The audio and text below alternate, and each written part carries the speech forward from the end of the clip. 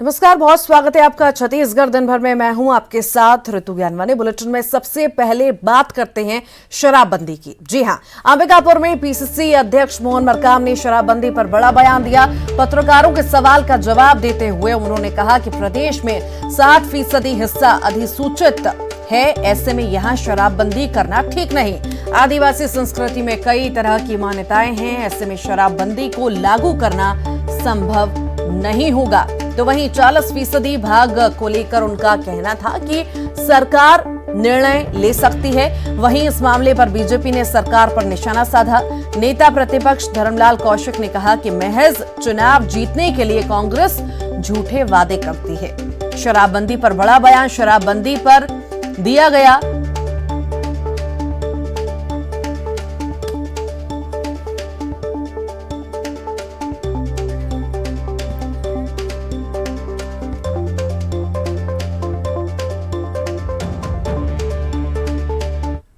छत्तीसगढ़ में 60% भूभाग अधिसूचित क्षेत्र आता है। मैं भी आदिवासी समाज से आता हूँ। मेरी बात सुनिए। मेरा 60% भूभाग अधिसूचित क्षेत्र होता है और हमारे आदिवासियों में मरनी से लेकर नेंग से लेकर हमारे तर्पण की व्यवस्था होती है। और तर्पण चाहे महुआ का फूल का हो चाहे उसका हो सोमरस। आपने देखा हो इतिहास, वेद पुराणों से लेकर सब जगह चलता था साहब। आपने सब जगह हाँ अभी तो चल रहा है। हम जो 60% भूभाग में चल रहा है हमारी संस्कृति में है। हम तो 60% में तो हम सरकार से कहेंगे कि इन क्षेत्रों में तो संभव नहीं है, क्योंकि हमारी संस्कृति में रसा बसा है। रही बात बचा जो 40% जो क्षेत्र है, 40% में सरकार के ऊपर निर्णय है, सरकार क्या निर्णय लेती है। चुनाव जीतने के बाद में फिर उन्हीं जनता और जो किए गए वादे से किस प्रकार से इनकार किया जाता है, वादा खिलाफी कैसे किया जाता है, जनता को झूठा आश्वासन कैसे करते हैं, ये कांग्रेस के चरित्र में आपको देखने को मिलेगा। और यही उनके पीसीसी अध्यक्ष का बयान है, जिससे लगता है कि शराबबंदी नहीं करेंगे। तो नहीं करनी थी तो आपको ये घोषणा नहीं करनी चाहिए, और किए हैं तो जनता के सामने आपको माफ़ी मांगनी चाहिए। वादा खिलाफी के बजाय वादा निभाना चाहिए और पूर्ण शराबबंदी करनी चाहिए। रायपुर से बड़ी खबर आपको बता दें, धान उठाव को लेकर सरकार का बड़ा फैसला सामने आया है। 15 मार्च तक धान उठाव के निर्देश मुख्य सचिव ने कलेक्टरों को दिए हैं। मंडियों में 30 लाख टन धान रखा हुआ है और अब उठाव के आदेश दे दिए गए हैं।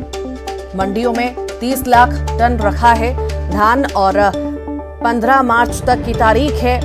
धान उठाव को लेकर सरकार ने बड़ा फैसला लिया है और 15 मार्च तक धान उठाव के निर्देश भी अब जारी कर दिए गए हैं। मुख्य सचिव ने कलेक्टर को ये आदेश जारी किए हैं।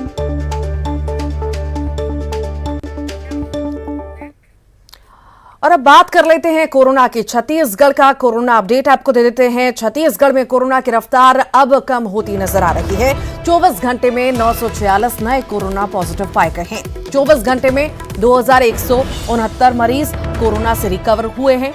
तो वहीं 24 घंटे में 10 मरीजों की मौत भी हुई है। रायपुर में सबसे अधिक 133 मरीज मिले हैं। प्रदेश की पॉजिटिविटी दर 2.51% पर पहुंच चुकी है।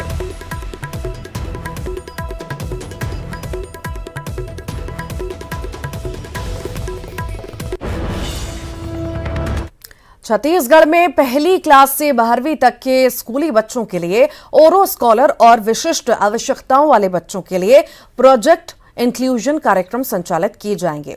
स्कूल शिक्षा मंत्री डॉक्टर प्रेमसाय सिंह टेकाम अपने निवास कार्यालय से इन कार्यक्रमों का वर्चुअल शुभारंभ करेंगे।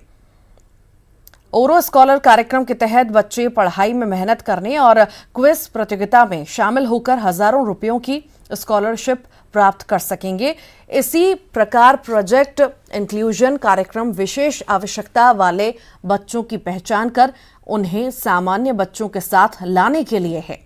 श्री अरबिंदो सोसाइटी के जरिए दोनों कार्यक्रम संचालित किए जाएंगे।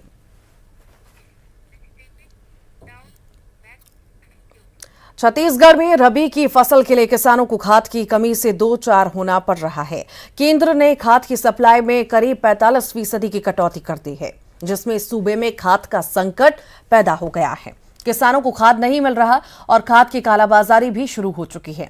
आलम यह है कि 266 रुपए में मिलने वाली यूरिया की बोरी अब 600 रुपए में मिल रही है, तो वहीं डीएपी भी काफी महंगा मिल रहा है। धमतरी, राजनांदगांव और गरियाबंद जिले में कई जगहों पर सोसाइटी में खाद का स्टॉक खत्म हो चुका है। उधर खाद संकट को लेकर कांग्रेस हमलावर है। कांग्रेस का कहना है कि केंद्र सरकार का रवैया किसान विरोधी है। बीजेपी का दावा है कि सूबे में खाद की कमी नहीं है। बीजेपी ने सरकार की नीयत को लेकर सवाल उठाए हैं। प्रदेश में खाद की कमी नहीं है, असल में सरकार की नीयत में जरूर कमी है। और केंद्र सरकार ने राज्य सरकार से जो पिछला ओपनिंग बैलेंस है उसका डाटा मांगा, वो नहीं दिया। और हमारे हिसाब से पिछले बार का जो ओपनिंग बैलेंस के हिसाब से राज्य सरकार का पर्याप्त स्टॉक है। देखिए, केंद्र की नरेंद्र मोदी जी की सरकार का जो रासायनिक खादों में कटौती किया गया है, जिसके चलते कुछ खाद की दिक्कतें हुई हैं। छत्तीसगढ़ में जितनी खाद मांगी गई थी रबी फसल के लिए उतनी खाद नहीं दी गई है। और 40% और 60% का रेशो जो होता है, और जहां भी कालाबाजारी या जमाखोरी की शिकायत आ रही है, सरकार उस पर त्वरित कार्रवाई करे। पूर्व मंत्री राजेश मूणत के खिलाफ छत्तीसगढ़िया क्रांति सेना ने आंदोलन जारी किया है। बूढ़ा तालाब के पास क्रांति सेना राजेश मूणत का पोस्टर लगाकर उनके खिलाफ नारेबाजी करते हुए नजर आए। राजेश मूणत के पुलिस वालों के साथ गाली गलौज करने के आरोप में छत्तीसगढ़िया क्रांति सेना आक्रोशित है और उसने पूर्व मंत्री के खिलाफ मोर्चा खोल दिया है। राजेश मूणत के निवास जा रहे कार्यकर्ताओं को सप्रे स्कूल के पास पुलिस ने रोक दिया। पुलिस ने प्रदर्शनकारियों को समझाइश भी दी।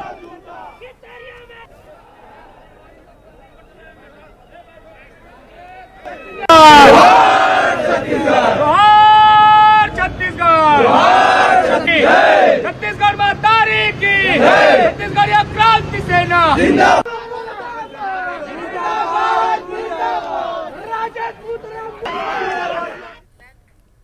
रायगढ़ में तहसील ऑफिस में वकीलों ने जमकर हंगामा किया। वकीलों पर कर्मचारियों से मारपीट के आरोप हैं।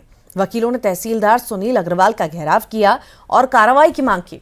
तहसीलदार पर वकीलों ने बदसलूकी के आरोप भी लगाए। इनका कहना था कि गुरुवार को एक वकील के साथ हाथापाई की गई। उधर अपर कलेक्टर ने पूरे मामले की जांच की बात कही है, साथ ही दोषियों पर कार्रवाई का भी भरोसा दिया। उधर इस मामले को लेकर वकील संघ और कर्मचारी संघ आमने सामने आ गए। दोनों एक दूसरे के खिलाफ केस दर्ज करने की मांग कर रहे हैं। कहा गया है कि तहसीलदार कोर्ट में दुर्व्यवहार किया गया है, तो उसका जांच करके उसमें कार्रवाई करेंगे। जो भी दोषी होगा उसके विरुद्ध में कार्रवाई करेंगे। सर, तहसील परिसर में पिटाई भी की गई है सर। नहीं, इसके हमको जानकारी नहीं है। अभी अब जानकारी प्राप्त करेंगे। अगर किसी ने किसी मारपीट 5 डे वर्किंग में समय पर दफ्तर नहीं पहुंचने वाले रायपुर कलेक्टर के 8 अधिकारियों को नोटिस जारी किया गया है। इन अधिकारियों में डिप्टी कलेक्टर, अपर कलेक्टर और संयुक्त कलेक्टर स्तर के अधिकारी शामिल हैं। इन सभी पर आरोप है कि ये समय पर दफ्तर नहीं पहुंचे थे। इन सभी के खिलाफ नोटिस जारी किया गया है। सभी जिलों में समय पर कर्मचारियों और अधिकारियों की समय पर उपस्थिति के लिए सरकार सख्त हो गई है, तो वहीं कर्मचारी ऑफिस टाइम बदलने की मांग कर रहे हैं। समय से आना ये अनुशासन का प्रतीक है और कार्यालय में समय से आना चाहिए, मगर हम सभी कर्मचारियों की यह मांग नहीं थी कि हमें आप 2 दिन अवकाश दे। एक्स्ट्रा जो अवकाश जो दिया गया है, हर शनिवार को अवकाश घोषित किया गया है, वो कोई हमारे लिए आवश्यकता नहीं था। जिस कर्मचारी को काम करना है वो अवकाश दिनों में भी आके काम करता है, क्योंकि उसका काम पेंडिंग रहता है। तो अवकाश से कोई संबंध नहीं था हमारा। हमारी मांग थी कि हमारा जो वेतन विसंगति चल रहा है या महंगाई भत्ता चल रहा है, यदि आप केंद्र सरकार के समानता का अधिकार हमें प्रदान करते हैं, तो आज केंद्र सरकार जो 31% महंगाई भत्ता दे रही है उसी के समान। उधर बालोद में भी समय पर दफ्तर नहीं पहुंचने पर कलेक्टर ने 8 कर्मचारियों को कारण बताओ नोटिस जारी कर दिया। इन सभी कर्मचारियों से 3 दिन के भीतर जवाब मांगा गया है। जवाब नहीं देने पर कर्मचारियों के खिलाफ एक तरफा कार्रवाई होगी। कलेक्टर ने साफ कहा है कि समय पर दफ्तर नहीं आने वाले और सरकारी आदेश का पालन नहीं करने वाले पर सख्त कार्रवाई होगी। दुर्ग नगर निगम के 7 वार्डों में आज पानी की सप्लाई नहीं हुई है। मुख्य पाइपलाइन में लीकेज की वजह से पानी की सप्लाई नहीं हो पाई। पाइपलाइन में आई लीकेज को सुधारने का काम आज पूरा होने की संभावना जताई गई और बता दें इसी दौरान टैंकरों से पानी भी पहुंचाया गया।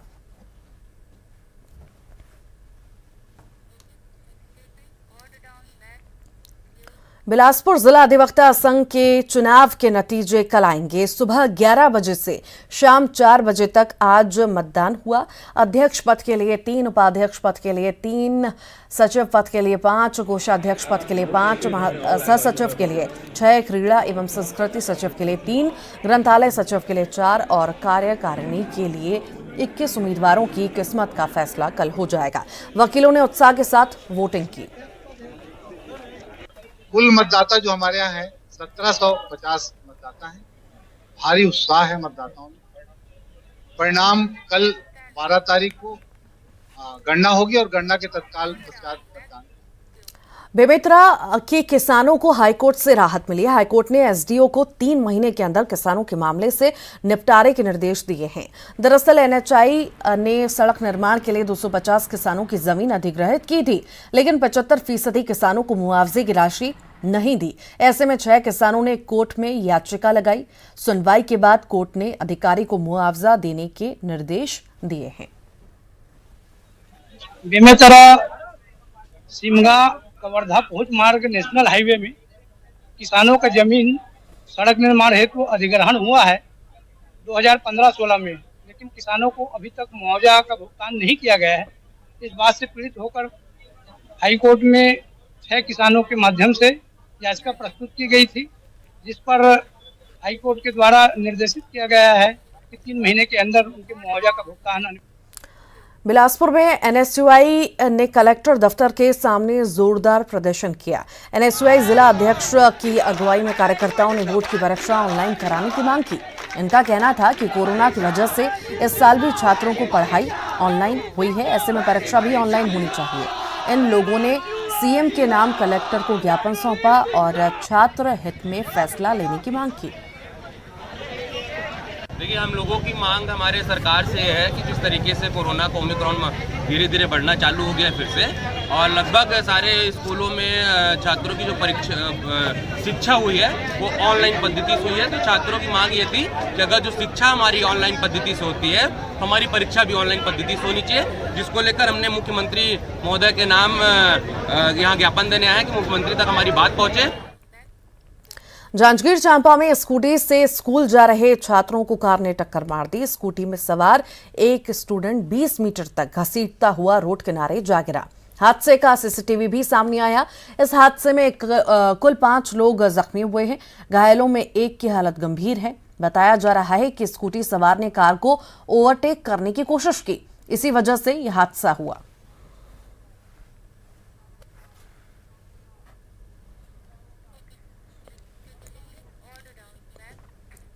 दुर्ग के बहुचर्चित शिवांग हत्याकांड को पुलिस ने सुलझाने का दावा किया। पुलिस ने इस मामले के 3 आरोपियों को गिरफ्तार भी कर लिया है। पुलिस के मुताबिक सुनियोजित तरीके से इस वारदात को अंजाम दिया गया। शिवांग के परिवार से फिरौती लेने की योजना थी। इस हत्याकांड का मुख्य आरोपी अशोक देशमुख है, जो पंच पद के लिए चुनाव लड़ा था और मुख्य आरोपी कर्ज में डूबा था, इसीलिए उसने यह साजिश रची। आपको बता दें कि 7 दिसंबर को इंजीनियर शिवांग चंद्राकर चंदखुरी से गायब हुआ था और अगले दिन उसकी बाइक लावारिस हालत में मिली थी। करीब 1 महीने बाद खेत से उसका नरकंकाल मिला, जिसका डीएनए टेस्ट के बाद शिवांग की हत्या की पुष्टि हुई। तभी से पुलिस मामले की जांच में जुटी हुई थी।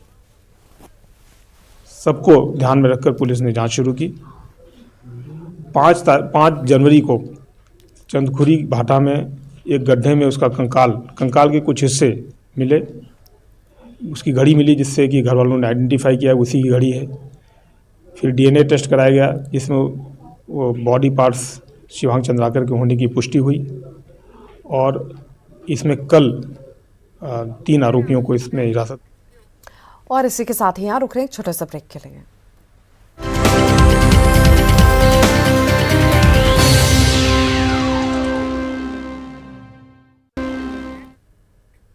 एक बार फिर स्वागत है ब्रेक के बाद। चोर गिरोह के खिलाफ रायपुर पुलिस को बड़ी सफलता मिली है।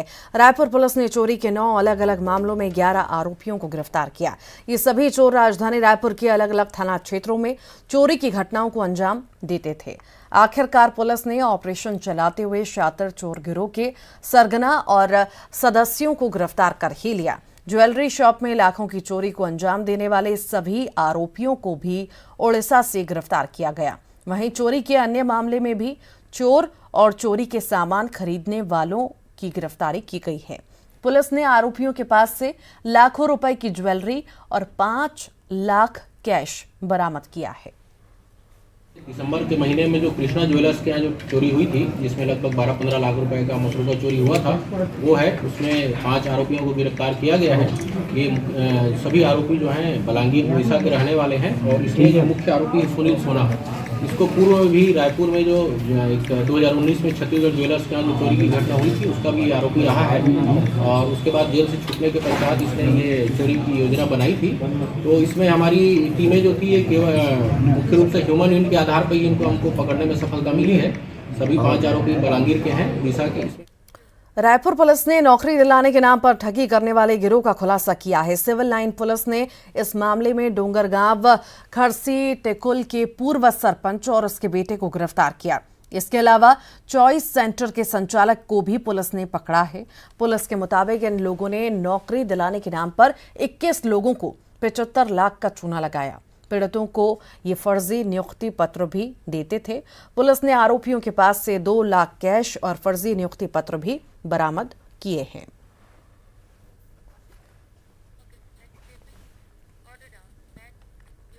कवर्धा से बड़ी खबर आपको बता दें, शातिर गांजा तस्कर पुलिस के हत्थे चढ़ा है। 50 किलो से ज्यादा गांजा बरामद हुआ है। जब्त गांजे की कीमत 15 लाख रुपए से ज्यादा आंकी गई है। मुखबिर की सूचना पर पुलिस ने ये कार्रवाई की है।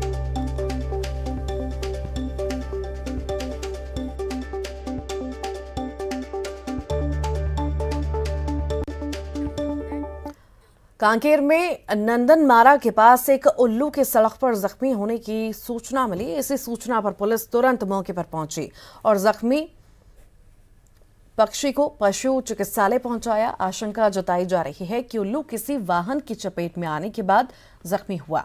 पुलिस ने उल्लू को वन विभाग को सौंप दिया। पंख टूट जाने की वजह से फिलहाल उल्लू उड़ नहीं पा रहा, लेकिन कहा यह जा रहा है कि जल्द वो ठीक हो जाएगा।